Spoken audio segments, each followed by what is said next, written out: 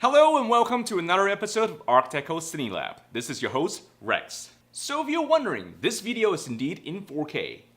And you might be thinking, wow, Rex, you're reviewing this product with your Red in 4K. That might be something really exciting to talk about. Well, actually, let me show you this. Because what you're looking at is actually not my Red. And yes, this is indeed the GoPro HERO4 Black Edition. And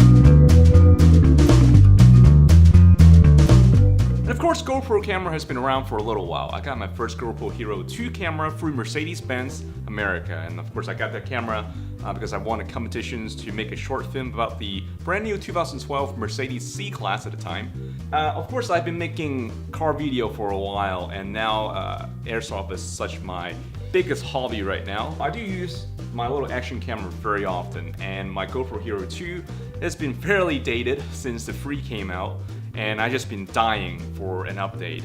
Well, let's go in the camera a little bit instead of talking about my personal interest and hobby and all that stuff. This is the GoPro Hero 4 Black Edition, so this is the 4K version. Now, with this new camera coming out, they have a few things. They have the Black Editions and they have the Silver Editions, and in conjunction to launching these two cameras, they also have the lower end line, which is just the GoPro Hero camera.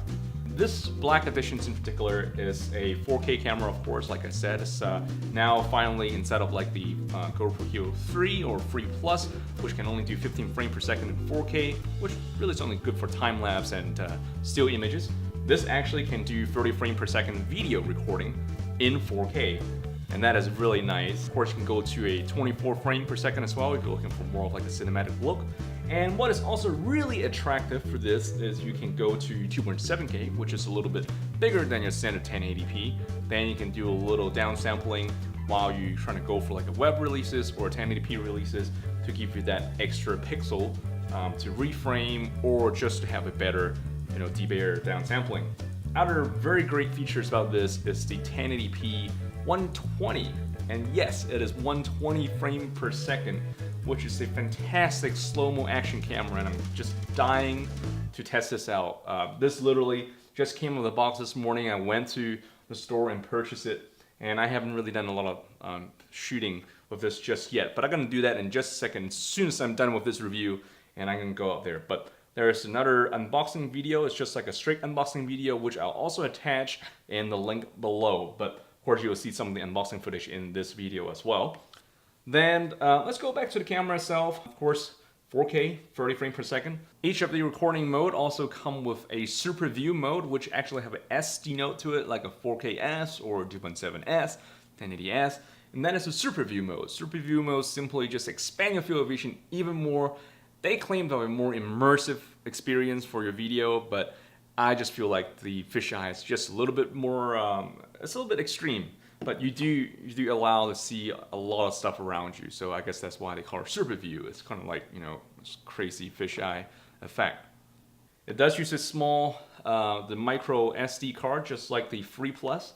The form factor is very similar to a 3. And in fact, some of the accessories that come with it will work from the 3, like the backpack batteries and the backpack monitor. However, they do have a new battery system, so your GoPro Hero 3 batteries will not be compatible. It's just like a door at the bottom, and it will pull this out. It's just like that. It's pretty tiny. The 3 was kind of in the back, you have to like pop it out, but this is a bottom release. Your charging port, which is also great. They keep the USB port that is the more common version instead of like a skinny one like you'll find in like a Replay XD. So this is fantastic. You can have a lot of cables that charges your Android phones and stuff.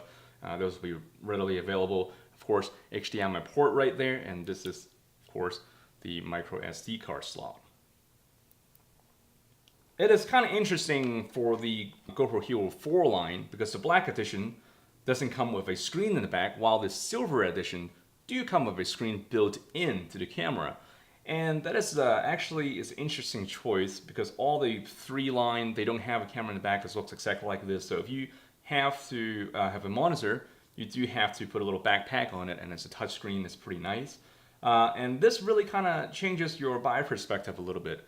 You know, for me, I never even use the back screen anyway because it sucks up batteries. And when I'm doing action shot, I have my camera, you know, on me all the time, so I can't actually see the screen, and it's just gonna suck up batteries. So I don't really need that. The Black Edition really kind of suit, you know, what my needs are. But of course, some people might want to say, well, I really can never really see what the hell I'm filming, so you want the Silver Edition with the screen in the back.